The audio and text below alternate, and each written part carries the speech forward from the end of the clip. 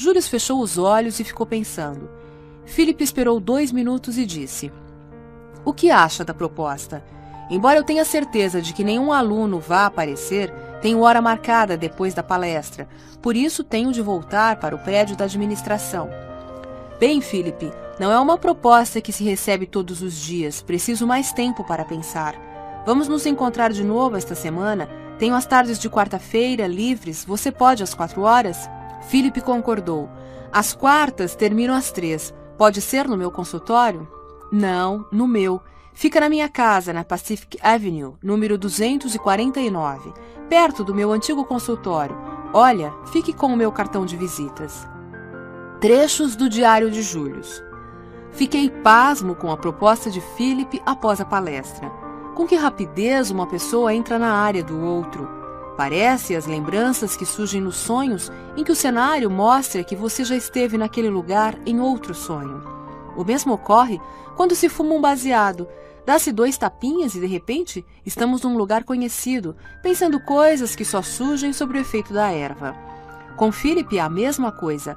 Basta ficar um pouquinho com ele e pronto. Voltam as velhas lembranças que tenho, somadas a um estranho efeito Philip. Como ele é arrogante, quanto desprezo. Está se lixando para os outros. Mesmo assim, alguma coisa forte, o que seria? Me atrai nele. Seria a inteligência? Seria a arrogância e o desligamento somados a uma tremenda ingenuidade? Não mudou nada em 22 anos. Não, mudou sim. Está livre da compulsão por sexo, não precisa mais ficar farejando xoxotas. Vive nas esferas mais altas do intelecto, como sempre quis. Mas seu espírito manipulador continua lá, tão óbvio. Ele nem percebe como é evidente.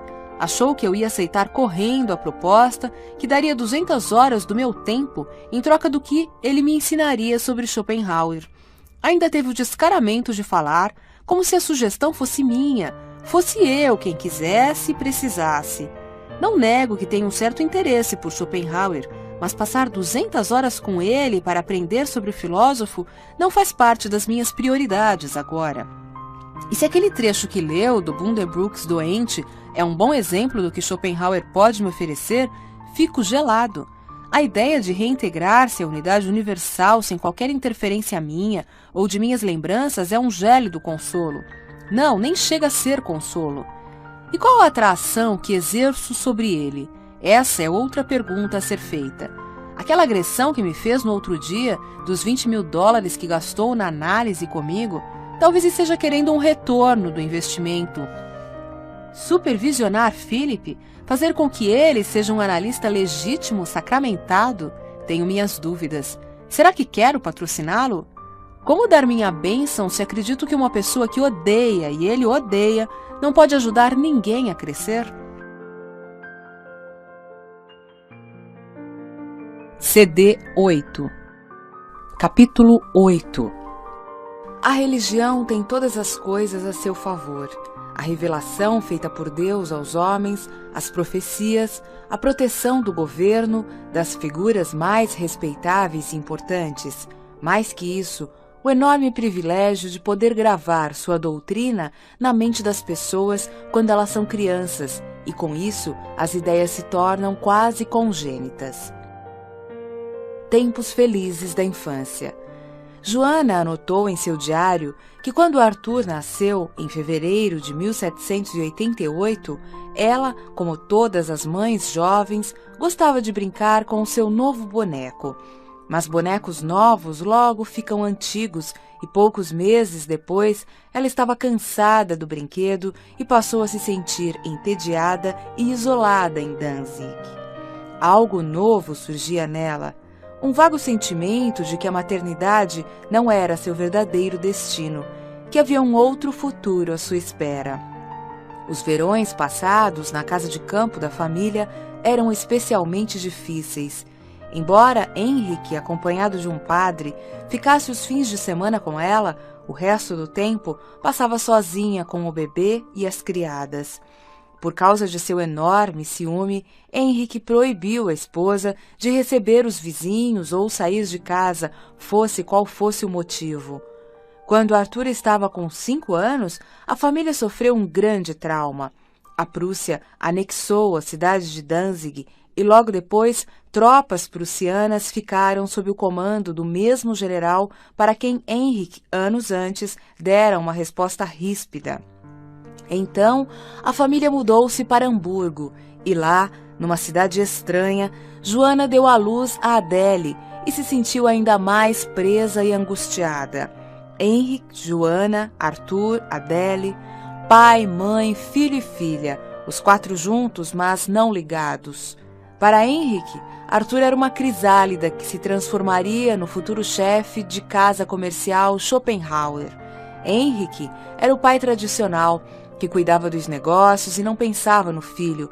Só iria entrar em ação e assumir seus deveres paternos quando Arthur saísse da infância. E a esposa, que planos tinha para ela?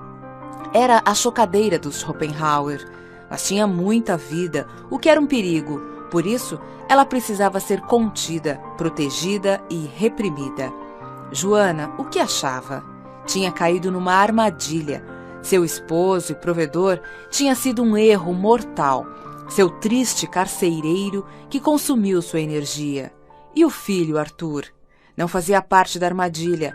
Não era ele a tampa de seu caixão mortuário? Talentosa, Joana queria cada vez mais se expressar e se realizar.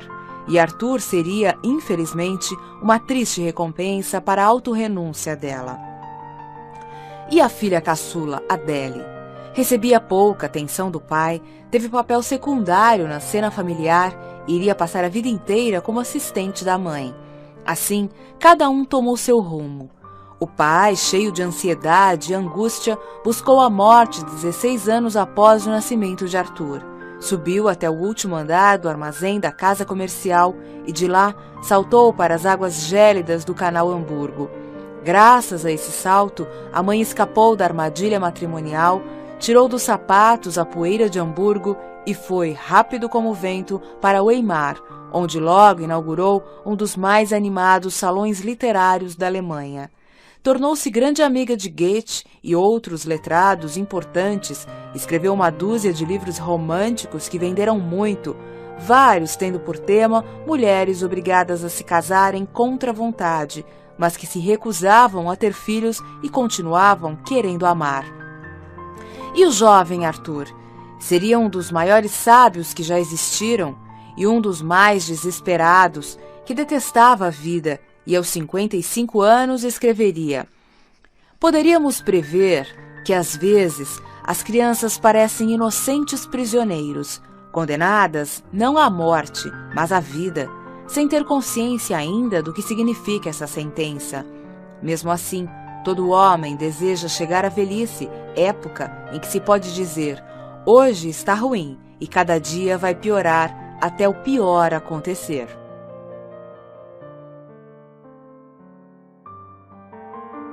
CD 9. Capítulo 9. Num espaço infinito, inúmeras esferas luminosas em torno das quais rodam dezenas de outras menores, quentes no centro e cobertas com uma casca dura e fria, onde uma névoa borolenta originou a vida e os seres conhecidos. Esta é a realidade, o mundo. A espaçosa casa de Julius em Pacific Heights era muito maior do que qualquer uma que ele poderia comprar agora. Ele foi um dos afortunados milionários de São Francisco que teve a sorte de comprar uma casa, qualquer casa, 30 anos antes. A compra foi graças à herança de $30.000 que a mulher dele, Miriam, recebeu e, ao contrário de qualquer investimento feito pelo casal, o valor da casa subiu como um foguete. Após a morte de Miriam, Julius pensou em vender a casa, que era grande demais para uma pessoa, mas acabou transferindo seu consultório para o primeiro andar. 4 degraus levavam da rua para um patamar, onde havia uma fonte revestida de azulejos azuis. À esquerda, uma pequena escada dava acesso ao consultório de Julius. À direita, uma escada maior ia para a casa. Philip chegou exatamente na hora. Julius cumprimentou-o na porta, acompanhou-o até o consultório e mostrou uma poltrona de couro marrom.